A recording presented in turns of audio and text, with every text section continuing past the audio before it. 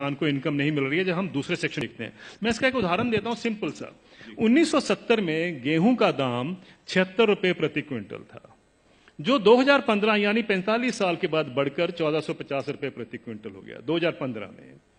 उसी दौरान मैंने बाकी सेक्शन ऑफ द सोसाइटी का हाल देखा, उनका क्या हुआ इनकम का।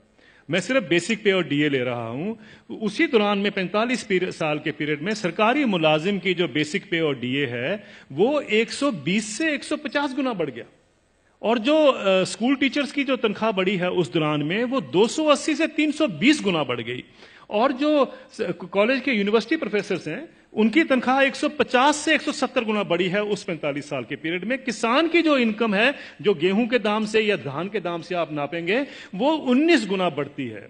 अगर ये जितने सरकारी मुलाजमों की भी अगर इनकम 19 गुना बढ़ी होती तो ये नौकरी छोड़ चुके होते आज तक।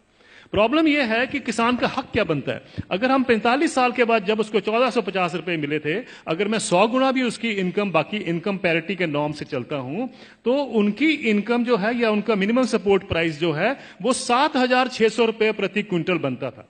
ये उनका हक है।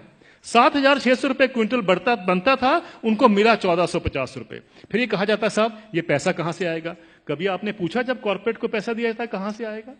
कभी आपने पूछा 7वां वेतन आयोग का पैसा कहां से आएगा? 7वां वेतन आयोग जब सारे देश में फैलाया जाएगा, अभी तो सिर्फ सेंट्रल गवर्नमेंट का है, तो क्रेडिट स्विस बैंक की स्टडी कहती है 4,80,000 करोड़ रुपए हर साल एडिशनल खर्चा होगा।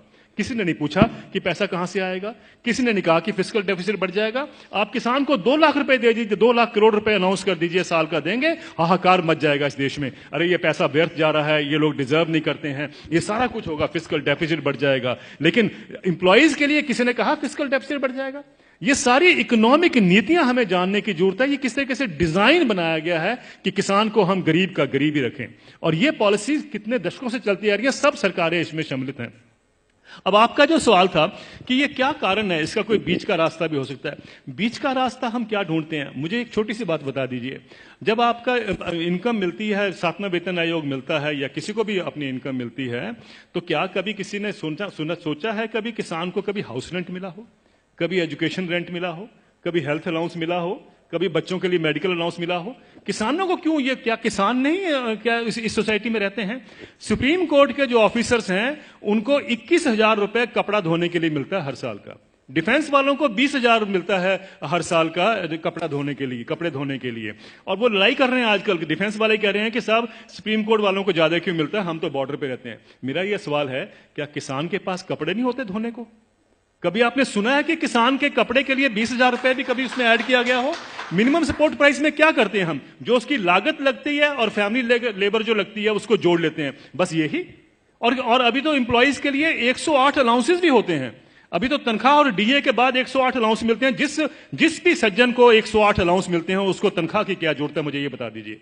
लेकिन अगर मिलते हैं तो मैं ये नहीं कहता कि नहीं मिलने चाहिए, लेकिन क्या किसान ने क्या गलत किया है कि उसको नहीं मिलते हैं?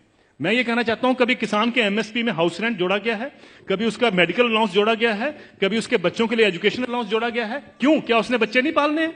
हम ये क्यों मान के चलते हैं कि किसान तो हमारे देश के ऊपर बोझ है, इसके ऊपर हम दान कर रहे हैं? आप दान नहीं कर रहे हैं, आप उसको एक्सप्लॉइट कर रहे हैं। आप किसान को निचोड़ रहे हैं और उसी के साथ आपकी अर्थव्यवस्था चलती है।